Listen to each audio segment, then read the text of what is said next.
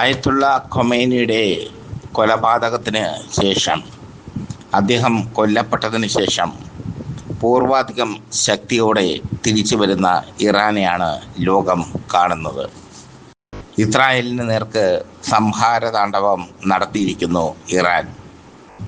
ഇസ്രായേലിലെ ബെയ്ത്ത് ഷമേഹ് നഗരത്തിൽ ഇറാൻ നടത്തിയ ബാലിസ്റ്റിക് മിസൈൽ ആക്രമണത്തിൽ 8 പേർ കൊല്ലപ്പെട്ടു, 20ഓളം പേർക്ക് പരിക്കേറ്റു.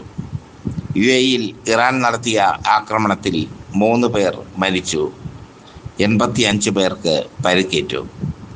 ദുബായ് ഇൻ്റർനാഷണൽ സിറ്റിയിൽ ഡ്രോൺ ആക്രമണം ഇറാൻ നടത്തിയതായി വാർത്തകൾ പുറത്തു വരുന്നു.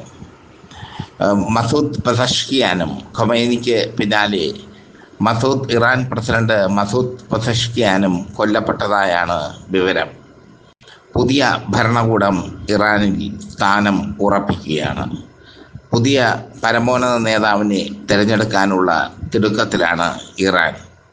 അതിനിടയിലും അവർ യുദ്ധത്തിൻ്റെ കാര്യത്തിൽ ഒരു വിട്ടുവീഴ്ചയ്ക്കില്ലെന്ന് തെളിയിച്ചിരിക്കുന്നു. ശക്തമായ ആക്രമണമാണ് ഇസ്രായേലിൽ ഇറാൻ നടത്തിയത്. ഇറാൻ്റെ മിസൈൽ പ്രഹരത്തിൽ ഇസ്രായേൽ വിറച്ചു എന്നാണ് അൽ ജസീറ അടക്കമുള്ള മാധ്യമങ്ങൾ റിപ്പോർട്ട് ചെയ്യുന്നത്. ഖമൈനിക്ക് പകരം പുതിയ പരമോന്നത നേതാവ് അധികാരത്തിൽ വരും.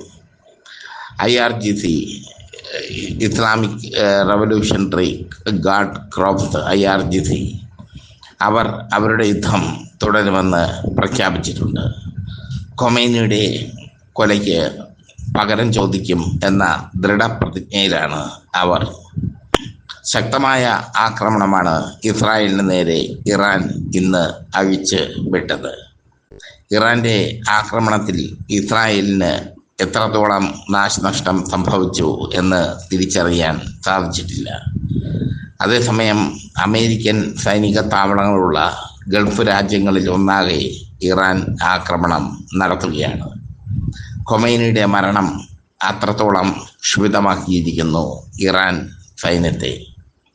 അവർ രണ്ടും കൽപ്പിച്ച് യുദ്ധത്തിന് ഇറങ്ങുന്ന കാഴ്ചയാണ് കാണുന്നത്. ഒരു ഖൊമൈനി മരിച്ചാൽ 1000 ഖൊമൈനിമാർ ഉണ്ടാകും. ഓരോ തുള്ളി ചോരയിൽ നിന്നും 1000 പേർ ഉയർത്തെഴുന്നേൽക്കും. അതുപോലെയാണ് ഇറാൻ്റെ ഇപ്പോഴത്തെ പ്രവൃത്തി.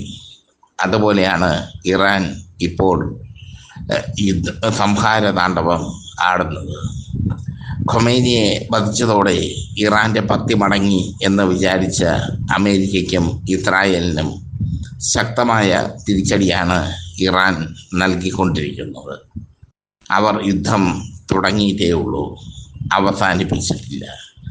അമേരിക്കയും ഇസ്രായേലും വീണ്ടും ഇറാനെ ആക്രമിക്കാൻ ഒരുങ്ങിയാണ്. 30ഓളം പോർ വിമാനങ്ങൾ ഇറാനെ ആക്രമിക്കാൻ എത്തിക്കഴിഞ്ഞു. എന്തായാലും ഇറാൻ്റെ ഭാഗത്ത് നിന്ന് എത്രത്തോളം നാശനഷ്ടമുണ്ടായി എന്നുള്ളത് വരും ദിവസങ്ങളിൽ മാത്രമേ അറിയാൻ പറ്റൂ. ഇറാൻ പ്രസിഡന്റ് മസൂദ് പെസഷ്കിയാൻ കൊല്ലപ്പെട്ടുവെന്നാണ് വിവരം. ഖൊമൈനിക്ക് പിന്നാലെ മസൂദ് പെസഷ്കിയാൻ്റെ കൊലപാതകം ഇറാനെ സംബന്ധിച്ചിടത്തോളം മാനസികമായി തളർത്തുന്ന സംഭവമാണ്. പക്ഷേ അവർ തളരുന്നില്ല. തളരാൻ അവർക്ക് മനസ്സില്ല. അതിജീവനത്തിനായി പൊരുതുന്ന ഒരു ജനത എങ്ങനെ തളരും? എന്തായാലും ഖൊമൈനിയുടെ മരണം ഒന്നിൻ്റെ അവസാനത്തിൽ നിന്ന് മറ്റൊന്നിൻ്റെ തുടക്കമായി മാറിയിരിക്കുന്നു. ഇപ്പോഴും പല രാജ്യങ്ങളും നിലപാടുകൾ മയപ്പെടുത്തി അമേരിക്കയോടൊപ്പം നിൽക്കുന്നു. ഇറാൻ്റെ സൈനിക സഖ്യത്തിലുണ്ടായിരുന്ന റഷ്യ ഒന്നും ചെയ്യാതെ മാറി നിൽക്കുന്നു. ഇറാന് ആയുധങ്ങൾ നൽകിയ ചൈന ഒന്നും ചെയ്യാതെ മാറി നിൽക്കുന്നു. അവരൊക്കെ അവരുടെ തടി രക്ഷപ്പെടുത്താൻ നോക്കുകയാണ്. പക്ഷേ ഇറാന് അതൊന്നും ഒരു പ്രശ്നമല്ല. അവരെ സംബന്ധിച്ചിടത്തോളം ഒന്നുകിൽ യുദ്ധം അല്ലെങ്കിൽ മരണം. ഇതാണ് ഇസ്രായേലിനെ ഇന്ന് ആക്രമിച്ചതിലൂടെ ഇറാൻ തെളിയിച്ചിരിക്കുന്നത്. തങ്ങളുടെ ശക്തി ഖൊമൈനി മരിച്ചതോടെ ചോർന്നു പോയിട്ടില്ല എന്ന് ഇറാൻ തെളിയിച്ചിരിക്കുന്നു. ബെയ്ത്ത് ഷമീസ് നഗരത്തിൽ നടത്തിയ ആക്രമണത്തിൽ ഇസ്രായേലിൻ്റെ വൈഫൈ തുറമുഖ നഗരവും ആക്രമിക്കപ്പെട്ടു എന്ന വാർത്ത പുറത്തു വരുന്നു.